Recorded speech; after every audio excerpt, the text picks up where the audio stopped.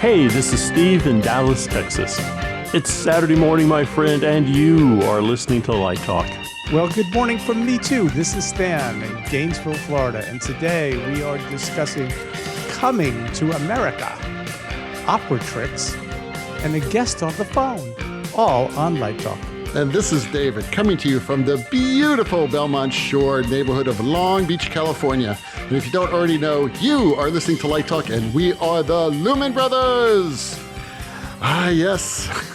Once again, the trilogy of insanity has shown up. Stan, Steve, and yours truly. 3 weeks in a row. That's fantastic. This is all becoming a habit. But anyway, thanks, Stan, for coming in today on last minute's notice because Zach... Wait till you see my bill, baby. I got no work done today. We're going to triple your fee, your normal fee, okay? My normal fee? I'll take half my normal fee for you because you're sweet. That's half from nothing, so there you go. We're not talking about your fee at work. Wait till you see the invoice, baby. We're talking about the Lumen Brothers fee. Anyway, today we actually have a live guest ask a question for us. And before we get started with Kevin, I just want to say that if anyone out there is interested in being on our show and asking us live, Stump the Chumps, your question, then please just contact Stan at... Oh, yes. My email, STANKAYE, don't forget the E, at iCloud.com. And hopefully it'll work because I've been spending the last 2 days with broken email and address books with David Jocks' in my address book 16 times. Oh, that's frightening. And I've spent an hour yesterday with Apple and all morning today I've gotten no consulting work done because I'm in email contacts hell. So get the email right. Well, there you go. That's STANKAYE. One word, right, Stan? That's correct. No space in between the first and last name. Any sort of special capitalizations? No, not case sensitive. And what color should the font be? I personally like Century Gothic, but more importantly, I like to make my Century Gothic. Okay. I like to go into the advanced preferences and I expand it and I use something. Since you brought it up, I don't know if I've ever talked about it on this show. But since you asked, kerning. Kearning. Kerning is the beautiful thing that topography people, not topography, what are they called? Topographers, aren't they? Calligraphers? Calligraphers. For the word calligrapher? Not calligraphers, but people who study fonts. They have a name. I can't think of their name. But basically, for every... Fontologist. A fontologist, there you go. So like a proctologist, but using fonts instead. A proctologist. But here's the point. So kerning, for every font has very specific spacing between each letter. And it's not the same between each letter. It's really quite a precise little art form. And you can go in there and you can change the spacing between the letters, expanded or contracted.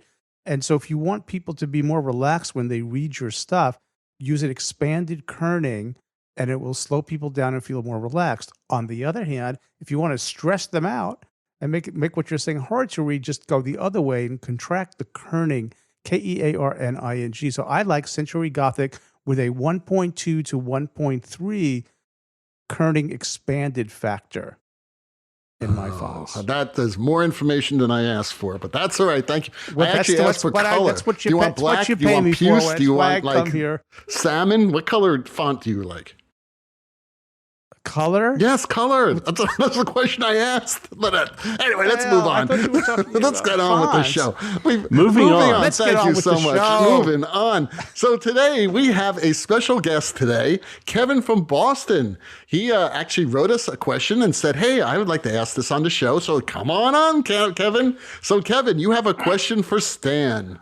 I do. And you know how hard it is to sit back here and listen to your conversation and not jump in?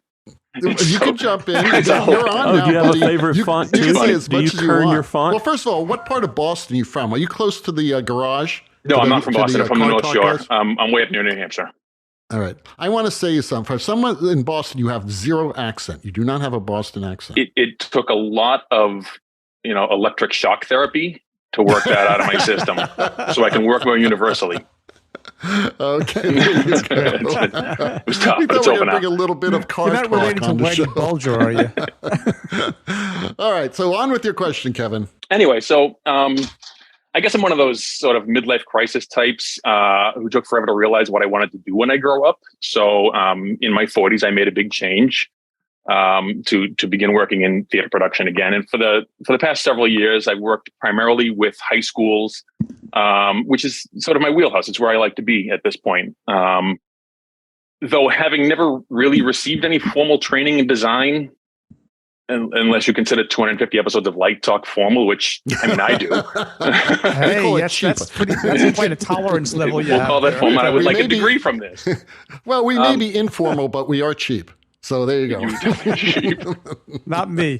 David is. David's free. Well, Light Talk is cheap. Anyway. So there's a few aspects that I haven't really heard anybody talk about, and mostly I'm really interested in hearing what your workflow looks like from when you accept the job through opening night. Like when do you choose and finalize a color palette, particularly when you're trying to work around costume and scenic elements and when they're finalized? When do you begin cueing? Can you write cues prior to sitting in our rehearsals? And how would you do that? Because it sounds and it feels kind of like that you do that having listened to past episodes, of course. When do you develop your plot? When do you finalize your plot? Things like that. Wow, you're asking I'm me, asking all of you. the guy who's not doing so much stage lighting anymore. I don't know. Listening to your question is kind of complex, and I don't think there's a simple answer. I think you're going to get a different response from all of us. I'll start broad and then try and narrow. I think broadly it's kind of haphazard, to be honest, because I think it's project dependent. And I think I'm a bit of a chameleon, so I try to become accustomed to whatever, let's say, when Rome do as the Romans, So what is the circumstance within which I'm working? So also there's sort of this intuitive thing about feeling ready. So because I think it's not engineering. I mean, there's an engineering piece to what we do. It is technical. But I think because you're really asking questions about when does the art decision happen, where in the timeline of production from getting the contract to opening night do you do certain things? I think there's a broad score, if you will, that we would probably all agree on about when certain things happen. There's going to be a schedule from production management about when the deliverables are due. But I think there's a certain rhythm that you get into on each production as information is coming to you, and then when the spirit says, "Oh, you know what? Right now, I think it's a good time to lay down lights. I feel ready." That might be different from production to production because they're not all the same. Sometimes they're chaotic, and sometimes they're really organized. Sometimes the information is flowing well. Sometimes it's flowing for you, and ideas are coming. And sometimes it's a dearth. Like I really need to be doing something because I'm looking at the calendar and I see my plot is due in a week and a half. And I don't feel ready to put it down, either because the blocking is not solidified, the set designer is changing their mind, I haven't seen costume renderings, or on the other hand, you could be 3 months out from needing a light plot, and let's say it's over the summer, and let's use David for an example, and he gets a set design and a costume design for an opera that he's doing in June, but he gets the stuff in March. And he can sit on it and marinate about it and look at it and then wait until the spirit moves you to sit down and start plotting. It seems like it continues to be organic and it changes for every production, really. It does. But it's organic within a structure because certain people need certain things at certain times. If David's at a big opera, place in Italy, stuff's got to be there. They got to work. There's people waiting in a union situation. So you do have to sort of know how to meet the deadline or deliver on time. And as you get more experience, you can kind of say, well, I know what it's due. I'm going to procrastinate this a little bit. I'm going to kick the can, but you're kicking the can knowing you're kicking the can. And there's a certain confidence that you might have. I know I can crank this out in 2 days. So if I don't feel ready because I need information or my instincts are just not moving, I think that's fair. But at the same time, you can really get screwed if you slack off. I mean, you can't slack off. The structure, you do have to follow the structure because there is a calendar.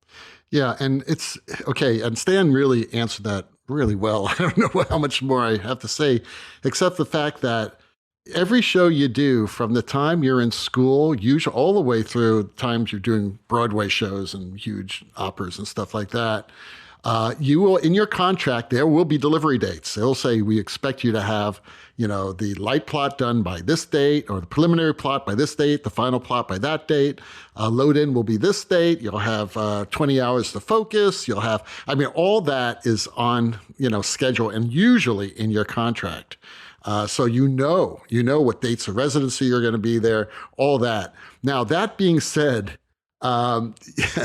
every show is different. There are some directors I work with for years before the show.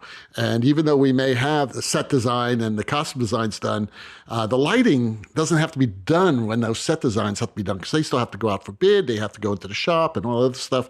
That takes months and months and months and months. And then it takes months to build them. These shows are huge. So my lighting can be a little bit later. So I am a lot more flexible. Lighting designers have a lot more flexibility. But yeah, it changes with every single show. So I think Stan answered that really well. Well, I was just thinking, I was taking some notes here. I've cranked out, well, let me say, I walk in two worlds, right? So I walk in a commercial theater world and I walk in an academic world. So my commercial work does not take as much time as my academic work does. So I was just looking at my schedule. The last 20 years, I've done 60 plays outside in regional theaters, and 38 of those have been new scripts. So I'm pretty interested in developing new scripts and not doing, the 15th production of whatever play. And what I find by doing new work, the plot is always kind of a moving target. The color palette's a moving target. The playwright is writing. The director is cutting scenes and wanting scenes added. So it is a different kind of process. And actually, I go into preview. Let me think. We're recording this on a Tuesday. I go into preview next Wednesday. So 7-ish days away. And last night, which is Equity Night Off, I got a message saying the translucency drop has been cut from the show, and they're going to go to a painted opaque drop. So it's absolutely a moving target. Panic phone call last night to the electrician. Okay, here's our plan. This is what we're going to do, because, that's a major change. So I think thinking on your feet, I think that's where you're kind of going with the question. I think, yes, you can prepare as much as you can possibly prepare, and there's all kinds of methodology to that. But I think also thinking on your feet is really important, and recognizing that a change is neither good nor bad. It's just a change. And you can have your pity party a week after the show opens up. But right now, you've got to make a decision. I tell my students the road is paved with flat squirrels that can't make a decision. So, you just got to move on. But it's for me, the new work, color is a moving target. I have a palette that I think I'm going to work with, and we think we're going to work with. But just as things change, there are costume changes, there are characters being added or cut, or it's organic. And I like that aspect of new work a lot. So that's kind of how I think I approach what you're asking about. Can I pick up on one thing Steve said that I really liked? And I want to emphasize and also add something too about decisions. And I had this issue with young designers. They agonize over the decision because they think the decision, it's like that, what's that, Family Feud? No, what was that game? Is that your final decision? Just make a decision and keep making them. They're not final. Nothing's final till opening night. So not to say you shouldn't be an organized person, but just keep making decisions, knowing that if they don't seem to work, you can change them. Lighting is not built, it's not in concrete. It's very, very malleable up until, and it gets less malleable. I think of it like plaster. Of course, that tech week, it gets harder and harder and harder. But until that plaster is completely hard, you can change things. Yeah, except if your director doesn't want you to change things. And some directors, they want you to freeze the lighting at a certain point. At that point, you don't make any changes. You take notes And if it's a little thing, like you want, a little more light here or there, and the director doesn't see it, then that's okay. You can make a subtle change, but nothing that's going to screw up the light cues. Definitely not. Okay. And we want them to freeze the blocking. Oh, yeah, but that never happens. Which they're always reluctant to do. And let me say, and I'll just throw one caveat in. So let's say we all agree we're going to freeze things at certain points. But if somebody has a brilliant stroke of genius in the last minute, there's a great story in David Hayes' book on, can't think of his name. I think it's Light on the Subject. And he describes this moment on a Broadway show. And the whole design team gets this brilliant stroke of genius. And they're like the night before opening the show. And they unfreeze, they thaw for a moment, and they make that change. And it saved the show. So it's not to say there aren't exceptions to the rule, but I would agree with David. As a rule, yeah, when we freeze things, they should pretty much stay frozen. But frozen things can be thawed if necessary. So, Kevin, do you have anything that we didn't answer besides the secrets of the universe?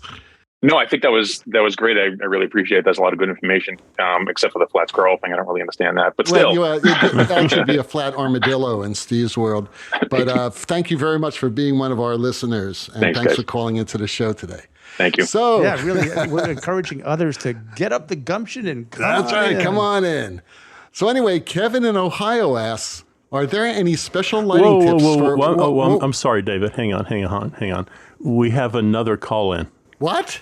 We have another call in. All right, somebody's calling in. This is incredible. Who's calling in? Snoot. Oh my God. Snoot is here. Snoot's here. That's Miss Snoot to you, David. Snoot has called in. Oh my God. Snoot, who is our great paralegal from our law firm of Flex, I better start Flair, hiding and my Blair. top secret, my classified papers. That's right. She's still doing that. So Snoot, what do we owe this pleasure of your call? Well, I listened to the show, and I think some apologies were on my way. Whoa. What are you sorry about? Go ahead and apologize now. Yeah, we're there. We're here. You can apologize to us. From you. Oh, you mean from last week's show? Yes, we did talk about this because we did read your letter on the show last week. Yeah, and I heard you wanted to apologize. Yes, we do. Let's Stan. I'm so sorry. In so many ways, I can't even. I am sorry. Let me count the ways. There are just so many ways. Is there really a way to say you're sorry? I think that what's his name said it best in Love Story. Love means never having to say you're sorry. Yeah, be careful, Stan. You're ready. Real gray water here. But I am very sorry for if I ever said anything to offend thee. Oh, that's a half apology. You know what you said. We talked about it on the show last week about Snoot's height. I'm short. I know you're short. We talked about this on the show. but in a way, that's a beautiful thing because you and Snoot have that in common. So she's getting through life with the same type of challenges that you had, or similar at least in one aspect of height. You don't know the trouble I've seen, Snoot. All right, well, I guess I'll have to forgive you. Oh, you'll have to. Thank you. Well, Snoot. I appreciate that. It feels, you have to sort of sometimes face the music and ask for forgiveness. And so thank you for that. All right. All right. Well, Snoot, all I have to say is there's a pile of legal briefs on your desk that we need dealt with right away, ASAP. And a fez in the mail. And a fez. And we have to. And what about that raise you guys talked about last week? Oh, right. You mentioned taking care of me. Yeah, we did mention that. And you are being paid the measly sum in rubles. Rubles. In rubles. No. She's getting minimum wage. And I think this is a problem with... That's insulting. I think this is a problem with Fleck, Flock, Flare, and Glare. Because those cats, they're making bank. They're taking too much. They're making bank. Yeah. I saw Glare the other true. day in a Ferrari, by the way. I bet it was glary, too. It was glare. So it's red. And I think that we need to help out Snoot some way. So I think there should be some kind of pain and suffering compensation. Okay. And what do you Sounds think? like a GoFundMe page. Yeah, do a GoFundMe. That's a good idea. I'll contribute. We'll take care of you, Snoot. Don't worry. We love you, Snoot. You have pulled us out of many, many situations, as you said in your letter, and we will take care of you. I can't give you a number. Here's a promise. If you come to LDI, we will get you the presidential suite at whichever casino you want. Good, because as a matter of fact, I am going to LDI. That's right. Okay. Maybe she'll be on It's the presidential panel. suite for you. You know, the one that's probably best is Circus.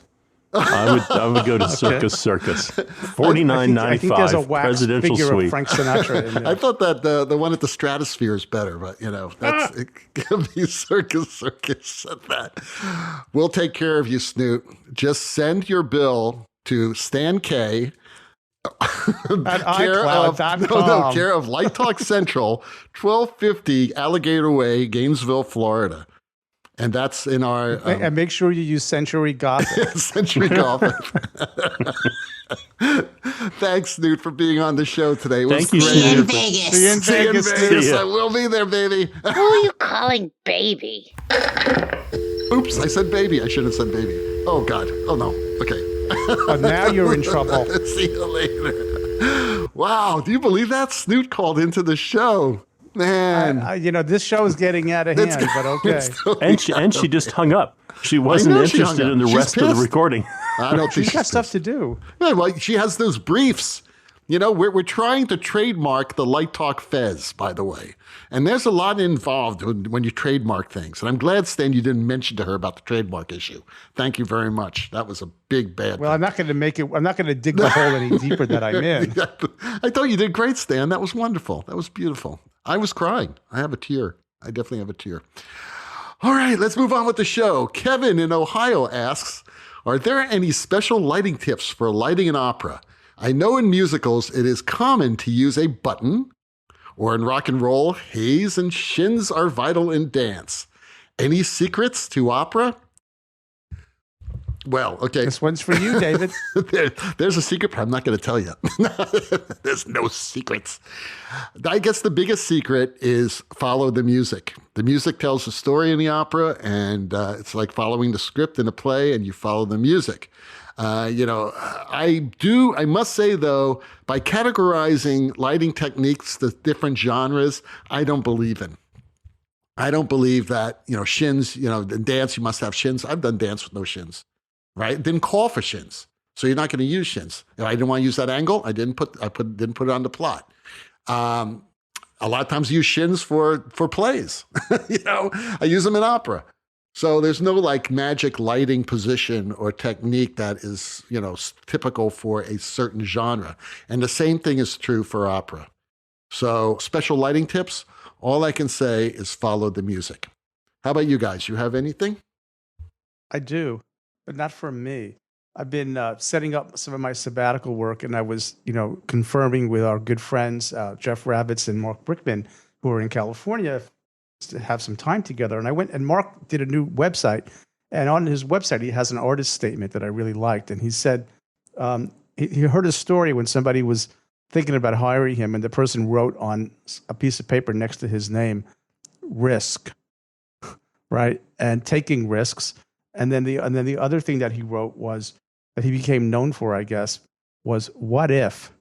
What if we do this? What happens if we do that? And I think that's what you're, to the point of what David's saying. There's no way you have to do things, right? What if you try this? You don't know what the result's going to be. It's like working in a laboratory. Just don't blow anything up, but but try things. What if? You'll never know what it might do if you use something from something else. And my friend Heather Carson used to use all these huge architectural weird lights on operas, right? It's like, what if we try that? What happens when we do that? And you make discoveries, and you sort of surprise yourself and surprise your colleagues. Right. We should have Heather on the show. We should have Heather on the she show. lives. What a great idea! It's crazy. Heather is known for that. She blew me away with a lot of the shows I've seen that she lit. Yeah, she kind of broke the glass for that she kind of of stuff. did. She was really kind of ahead of her time. But yeah, you're right. There's no rules, okay? Try things. And if it doesn't work, you just don't use it. Don't be afraid that someone's going to say, oh, you had these lights, you never used them. Screw them. I mean, they were there for a reason, and the idea changed. The show changed. Don't worry about it. Make a decision and change it if it doesn't work, like we said to Kevin's Listen, if question. someone's ever given you flack about a light or a series of light or a system of lights that you haven't used, then in one queue, bring them all to like 8% and then take them out in the next queue. I've done that. Anyway, okay. Deb in Berlin writes, I want to work in America. Any advice on getting started? Well, good luck. It's like, I want to work in, Switzerland. Good luck. The problem that you're facing is each country has kind of restrictions on who can work in that country. If you're serious about this, there's a couple ways of doing it.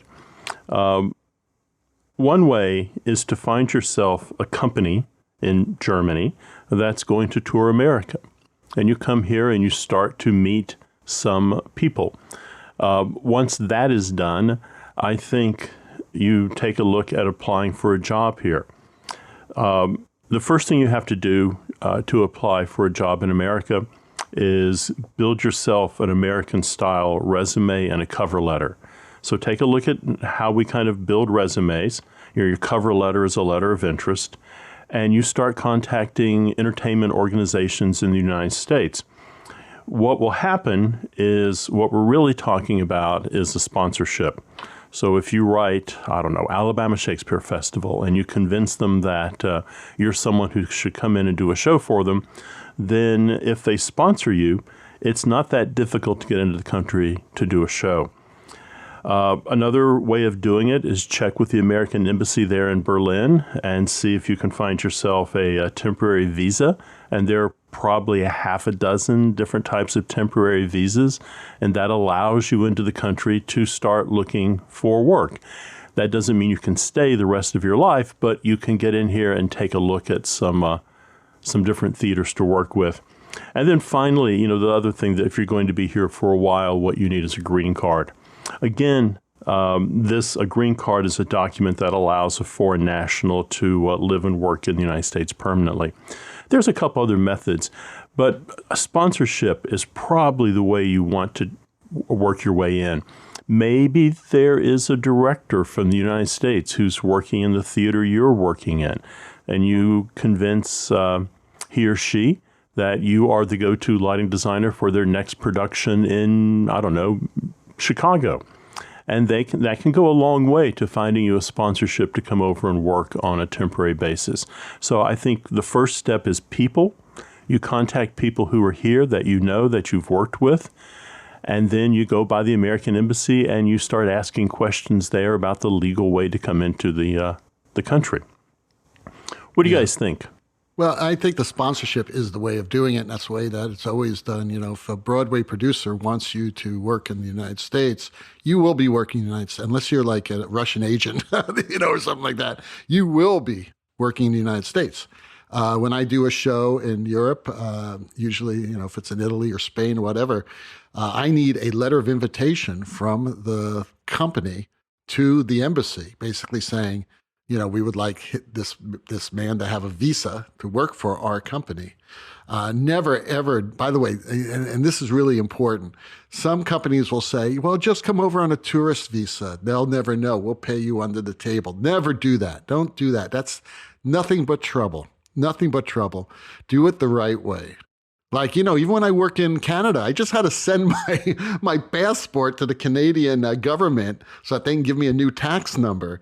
And I don't know where that passport is. It's I assume they got it. It was registered mail. But this is part of the process. You just need to do it and do it early enough. Okay? If someone says, we want you to do a show for next year, you can't start too early on your visa. You really can't. So you may have to follow up with the producers and say, hey, I need that letter going to the consulate. I need that so that I can get that visa. Because sometimes it takes 6 weeks, 2 months, 3 months. Who knows? It's bureaucracy. It's crazy. But again, yes, you will be able to work here. But don't expect to work here regularly as like a U.S. citizen, as I couldn't go to Canada and work as a Canadian citizen. You are listening to Light Talk, and today Light Talk is sponsored by... All the way from south of the border, it's Bad Hombre Stage Productions. You know, sometimes tension can run a little high at a 10 out of 12. A sound cue gets called late. The follow spot can't seem to find the correct actor, and the director, well, just insulted the playwright. As you can see, things can get out of hand fast and feelings could be hurt. But before it comes to that, let Bad Hombre Stage Productions come to the rescue with La Luce Libre de Brazo. You heard me right. An arm wrestling kit. You will get a piece of chalk and 2 sharp knives. Draw a circle. Place the knives in the patented holders and let the fun begin. Now the LD and the stage manager can settle that calling conflict with honor. Watch the costume designer take on the TD over that rough floor that just ripped to him. Cheer as the playwright draws first blood. With the director, 2 men enter, 1 man leaves. Le Luce Libre de Brazo, only from Bad Hombre Stage Productions. And now, back to Light Talk. Well, the sound of those rabid, sex-craved monkeys tells us that once again it's time for Let's Talk About. And today's Let's Talk About is all about expanding the definition of the term designer. Now, this is something that Stan just wrote, said, hey, let's do it, let's talk about. I'm just really curious. I want to talk about this. So Stan, why did you request this subject? I don't even remember doing that. Did I do that? I got it on my email. It says here, hey, how about this for LTA? Expanding the definition of designer. Are you sure Snoot didn't send that and just forged his name? Maybe Snoot kind of did. payback, Snoot payback. I thought that Stan did. Oh my God. I don't know why I would have. What was the context in which I would have said? Maybe I was hallucinating. Oh, because I don't think we're just lighting designers.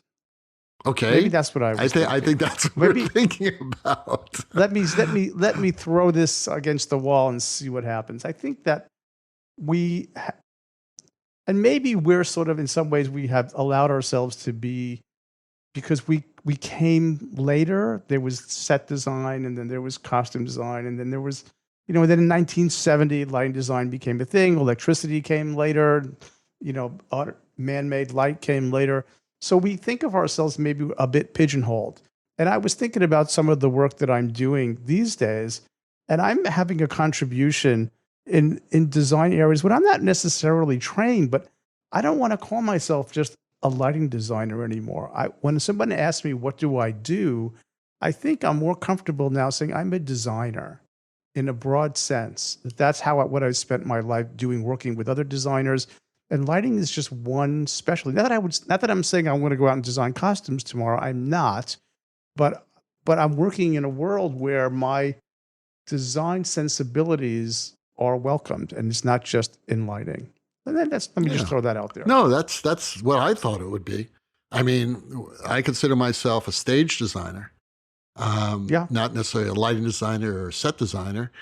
Even though I do those things, I consider myself and my colleagues stage designers.